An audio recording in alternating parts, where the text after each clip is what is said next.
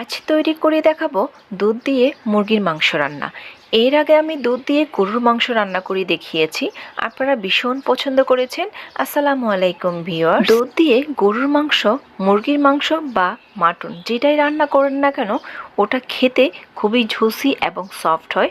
আপনারা একবার হলো এই রান্নাটা করে দেখবেন, খেতে কিন্তু অনেক ভালো লাগবে। সবচেয়ে কম মশলায় এই মাংসগুলো রান্না করা হয় বলে এটা খেতে আরও অনেক বেশি মজা লাগে। আশা করি আমার আজকের রেসিপি আপনাদের সবার কাছে অনেক বেশি ভালো লাগবে। আর ভালো লাগলে লাইক, শেয়ার, কমেন্টস করতে একদম ভুলবেন না। তার সাথে পেজটা ফলো দিয়ে দিবেন। চিকেনটা রান্না করার জন্য প্রথমে একটা সসপ্যানে নিয়ে নিচ্ছি 1/3 কাপ সয়াবিন তেল। এরপর এখানে দিয়ে দিব 1 কাপ পেঁয়াজ কুচি। তার সাথে অ্যাড করে দিব 3টা তেজপাতা ফেড়ে, 5 টুকরো দারচিনি, 6টা সবুজ এলাচ, একটা কালো এলাচ, 7-8টা মতো লং অ্যাড করে দিচ্ছি।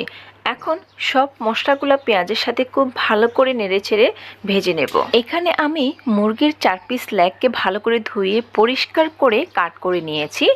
আর এখন 1 চামচ আদা বাটা এবং রসুন বাটা দিয়ে খুব ভালো করে মুরগির গায়ের সাথে মাখিয়ে নেব। আচ্ছা, এখানে আমি ব্রয়লার মুরগি দিয়ে আজকে রান্নাটা করে দেখাচ্ছি। আপনারা চাইলে দেশি কিংবা সোনালী মুরগি দিয়েও এই রান্নাটা করতে পারেন। তো এখানে আমার পেঁয়াজগুলো খুব সুন্দর ব্রাউন কালার করে ভাজা হয়ে গেছে এবং মশলাগুলো থেকে খুব সুন্দর একটা এরোমা আসছে।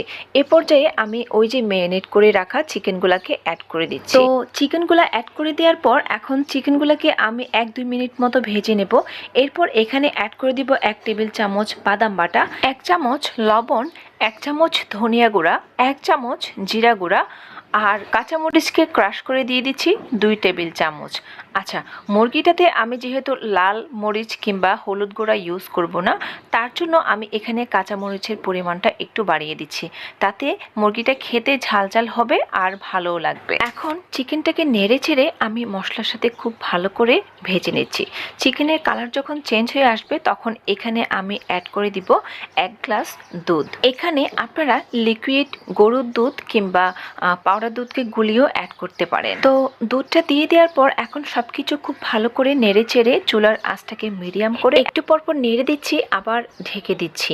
এভাবে করে আমি চিকেনটাকে প্রায় 10 থেকে 15 মিনিট পর্যন্ত রান্না করে নিয়েছি। যখন দেখবেন চিকেনটা এরকম মাখা মাখা হয়ে গেছে আর চিকেনটা পুরোপুরি সিদ্ধ হয়ে গিয়েছে, তখন এর মধ্যে আমি অ্যাড করে দিব আরও 7-8টা কাঁচামরিচকে টুকরো করে। তার সাথে অ্যাড করে দিব গরম মশলা 1 চামচ। এখন হালকাভাবে আমি গরম মশলাগুলোকে একটু নেড়ে দিব। এরপর ঢাকনি দিয়ে ঢেকে চুলার আঁচটাকে একদম লো করে দিয়ে 5 মিনিট মতো আমি এটাকে দমে রাখবো। আচ্ছা, এখানে আমি গোলমরিচ অ্যাড করতে ভুলে গিয়েছিলাম। এখন আস্ত গোলমরিচ অ্যাড করে দিচ্ছি 10 থেকে 15টা মতো। এখন ঢাকনি দিয়ে ঢেকে এটাকে আমি রান্না করে নেব চুলার একদম লো হিটে 5 মিনিট পর্যন্ত। ব্যাস, তৈরি হয়ে গেল আমাদের মজাদার হোয়াইট চিকেন। আর এটা আপনারা পরোটা, লুচি, পোলাও সব কিছুর সাথে খেতে অনেক বেশি ভালো লাগবে। বিশ্বাস করেন ভিউয়ার্স, আপনারা যদি বাসায় এই রেসিপিটা একবার ট্রাই করেন, আমার মনে হয় না আপনারা আর কখনো চিকেন কোরমা বাসায় রান্না করে খাবেন। সবসময় এই রান্নাটাই করবেন।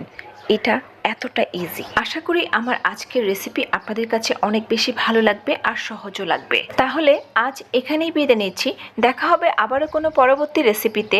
সে পর্যন্ত সবাই অনেক বেশি ভালো থাকবেন। সবাই সবার জন্য দোয়া করবেন। Till then, bye bye, take care, stay healthy.